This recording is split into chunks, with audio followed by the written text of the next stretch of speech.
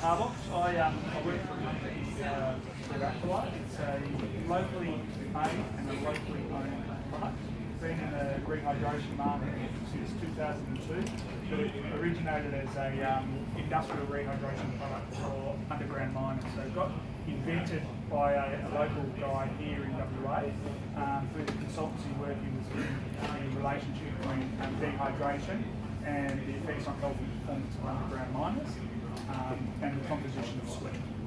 Okay, so I've got reverse engineered from what do people lose in body fluid or sweat, and we reverse engineered basically the formula to create that. So it's been around for a while, absolutely stoked to be involved with BWA this year. The 3 dams, I think most of you haven't done it before, is a fantastic event, so you'll absolutely love it. Role of hydration, and I will cover the role of nutrition as well, but the role of hydration is really important to maintain both your health and performance on the day. Okay? When your body exercises, it generates heat.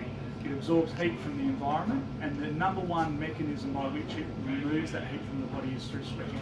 Okay, 98% of body heat is lost through sweating. Okay, so you need to make sure that you continually hydrate yourself, okay, to be able to maintain your sweat rates throughout the ride.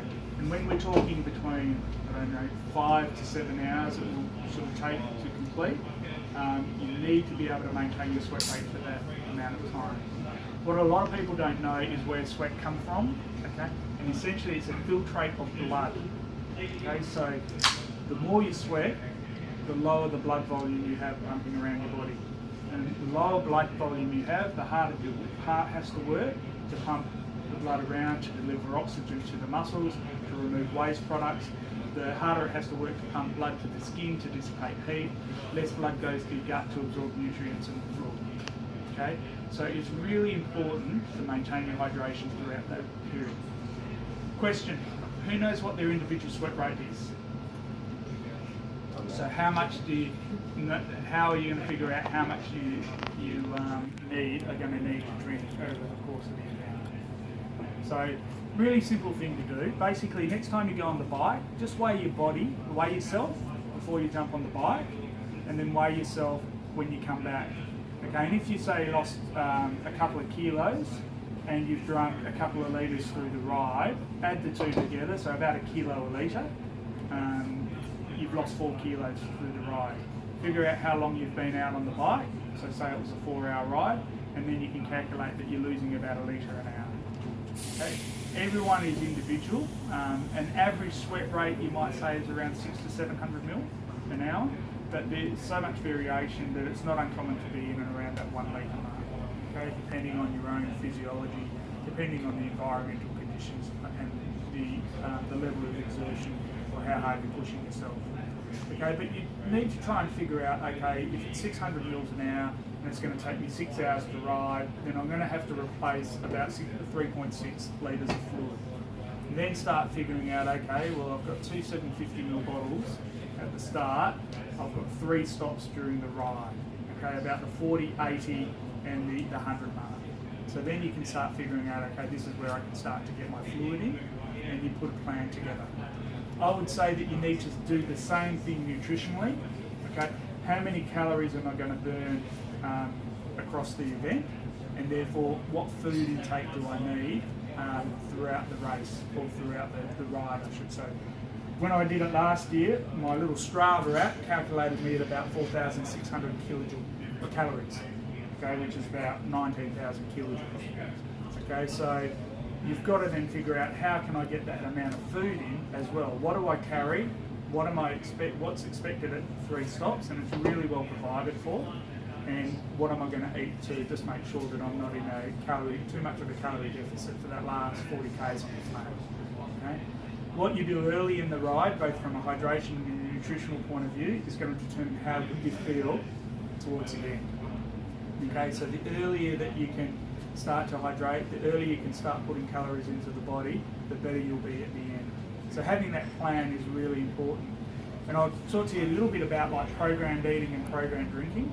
Start early, small amounts, regular intervals. Okay, if you wait until you're hungry, or if you wait until you're thirsty, it's too late. You know, you then have to try and catch up. Much easier to maintain your starting sort of position than it is to try and catch up. So just take those things into account as you prepare for the dams ride.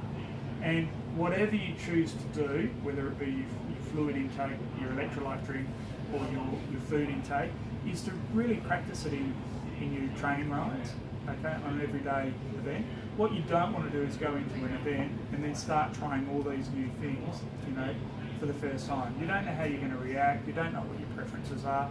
You want the event to be a really comfortable thing of familiarity so that you can just concentrate on the ride and enjoy that. So whatever you do decide to do, just choose to implement it in a programmed, strategic way in your training leading up to the event as well. Okay. One of the things with electrolytes, really important, is that it will encourage you to drink more fluid than water alone. Okay. Fluid basically doesn't contain any electrolytes or any of the calorie value. It's quite an innate fluid or substance, and so it doesn't necessarily get absorbed too quickly. Try and drink a lot of water, it just sits in your stomach. Okay, it gets absorbed very slowly, very uncomfortable. If you start to add your sugar, salt, potassium, all of a sudden you're creating what is called a sort of active transport across from the gut wall into the body, and you'll be able to drink a lot more than water alone. One of the things with when you're looking at your electrolytes, the more electrolytes, magnesiums, you know, the vitamins, minerals that you put into a fluid, the increased thickness of that fluid or the increased tonicity. Okay, the thicker the fluid or the increased tonicity, the slower the absorption rate into the body.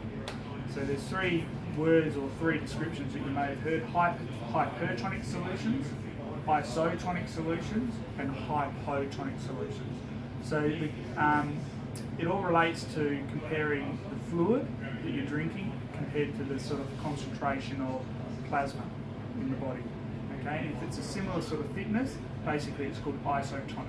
So particles will move across the gut wall, you know, either way relatively easy when it's sort of in balance.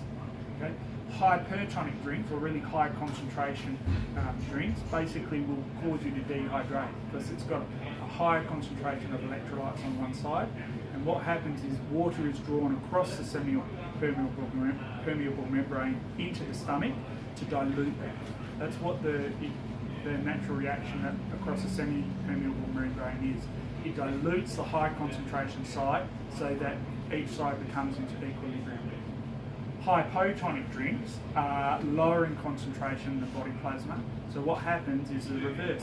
Basically, the body draws that fluid in much quicker to try and dilute the electrolyte concentration in plasma, and so therefore you get a lot more fluid absorption into the body a lot quicker than what you would with isotonic and hypertonic drinks.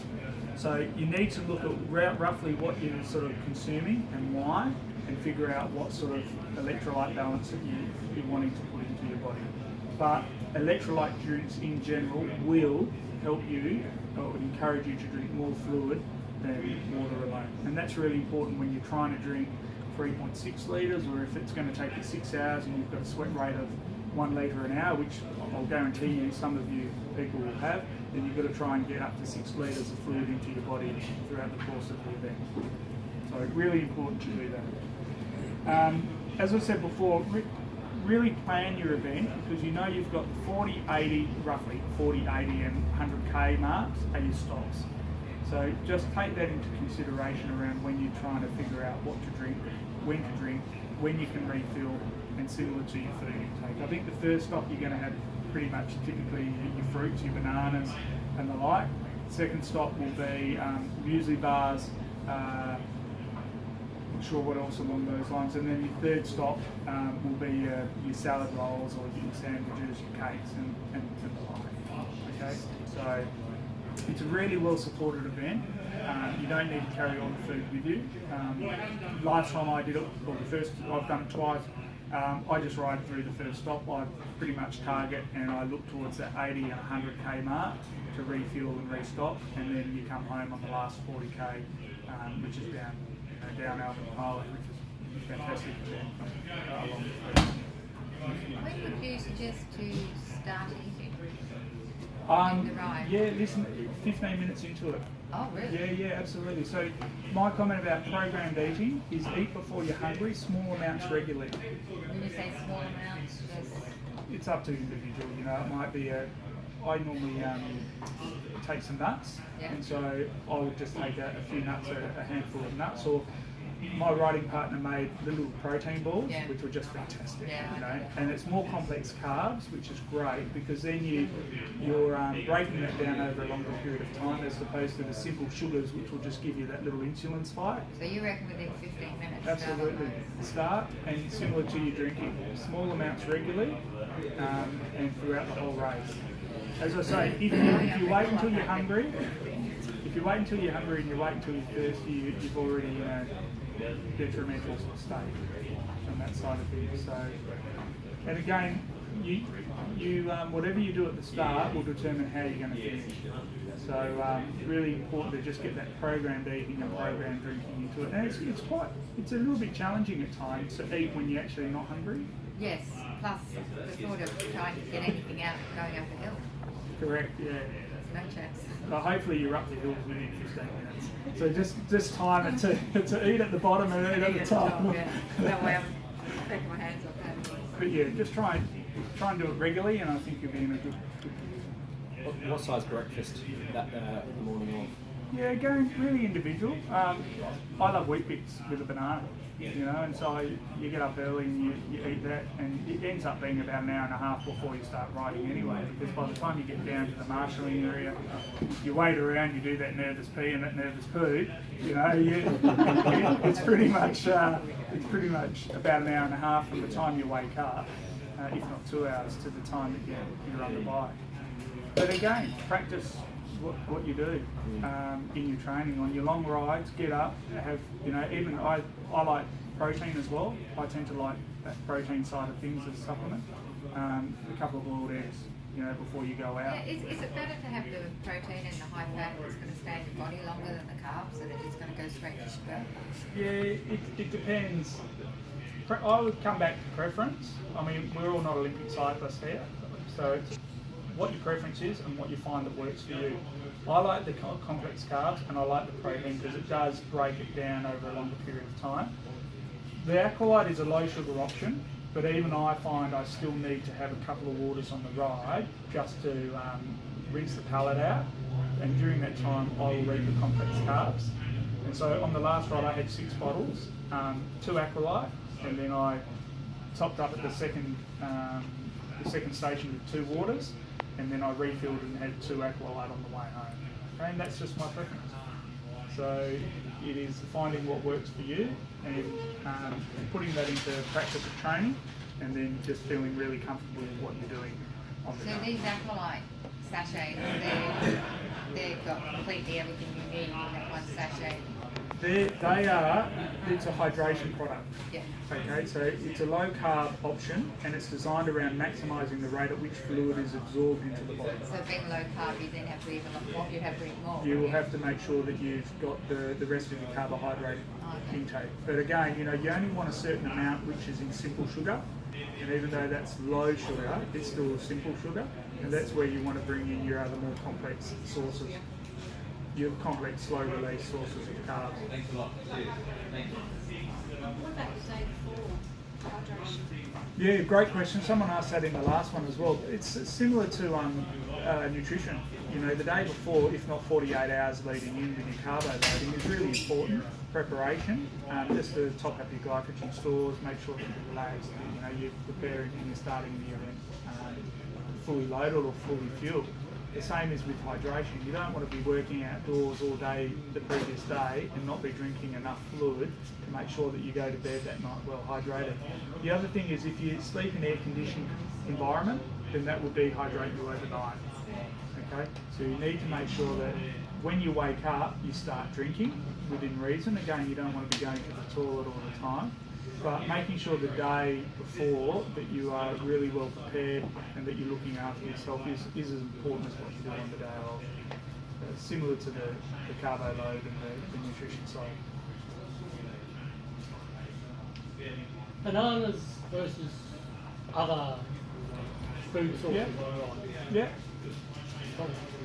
Oh, listen, it tends to be one of the staple food sources for cyclists, I would say, and for good reason. It's got a good carbohydrate source. It has nice potassium in it, easy to carry, but it's individual preference as well. What you need to do is break it down to what it actually is providing you, and whether you like it or not. There's other alternatives that you might want to do. Some people will take eggs out, and have protein instead of, a banana, which is a bit more carbohydrate. Some people, I was talking to a guy yesterday who's just started trying Aqulayte, and he's finding it really positive, and he's talking about a boiled potato.